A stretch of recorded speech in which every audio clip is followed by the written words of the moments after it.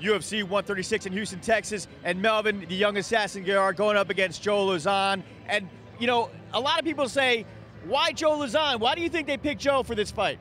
I picked Joe. He's coming off a Submission of the Night award, and at the time I wanted Jim Miller, but Jim Miller wasn't available. Then Jim Miller turned around and lost. So right now, I really feel I'm next in line for the title. And, you know, I didn't want to fight in my second hometown of Houston and fight a scrub, you know. I want to fight a guy that's going to give me a challenge, and I think Joe's going to present a challenge tonight. I'm still going in with the mindset that I'll finish him, and it's going to be tough, man. The kid's good. He's the top contender. He may not be top 5, but he's definitely top 10 in my book.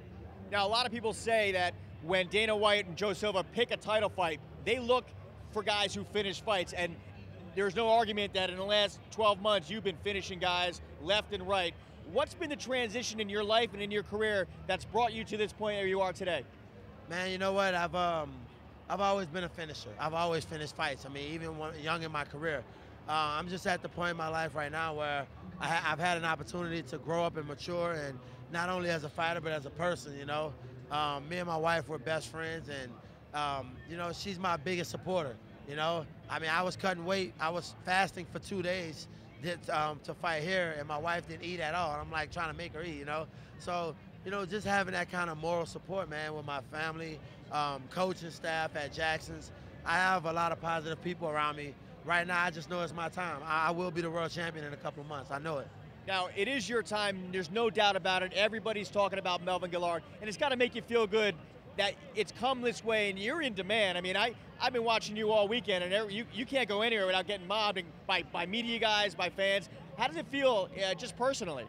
It's great, man. You know, that's why, you know, like last night after I ate dinner, I stayed down in the lobby for like 3 hours signing autographs, you know.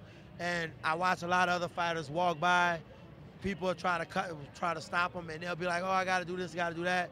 Man, you know what? I come here, I'm signing 2 days in a row. Yesterday I was signing, I was 20 pounds lighter though. Looked like a little crackhead, but you know what, man? If my fans gonna come out to support me, I'll take the time to go out and sign an autograph, take a picture, you know? That's what it's about, you know, because if it's not for these people rooting for us, I'll be just like everybody else in the crowd blending in, you know? And there's a lot of fighters right now at the expo. People walk right by and don't even know who they are because they're not putting themselves out there to say, hey, hi, how you doing? Man, I'm a people's person. I'll be a people's champion. I just love people, man. You know, and that's the way I was raised, you know?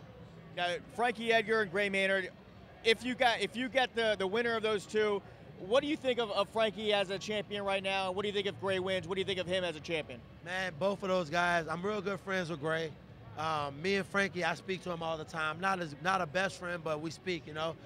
He's a true champion. I'm 28 in my career.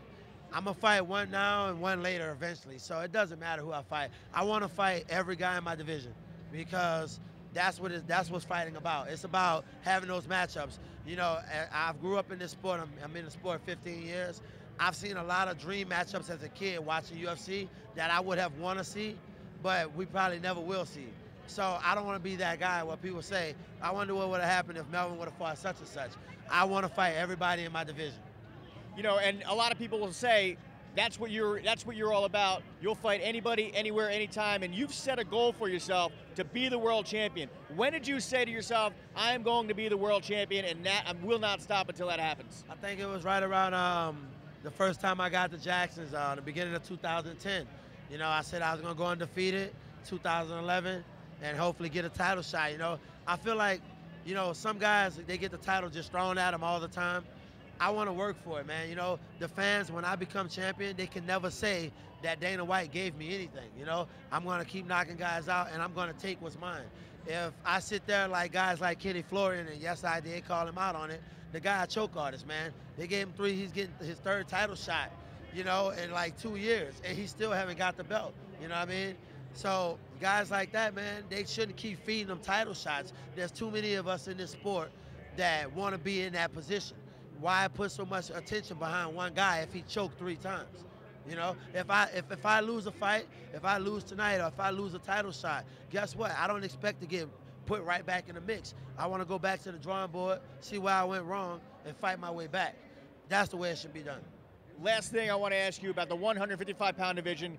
Not a lot of guys finish fights. There are very few finishers in your division. You are one of the guys who finishes fights with certainty. I'm the top finisher in my division. I will say that. You know, I mean, there are a few other guys finishing fights, but I'm the #1 finisher in my division. Why is that? I'm aggressive, man. A lot of these guys, they don't have aggression, man. And you know, I was a good kid growing up, man. My mom, she whipped my ass all the time, but I feel that's what made me the strong person I am today. When I get in the cage to fight guys, I don't think anything's worse than the butt whoopings I caught from my mother.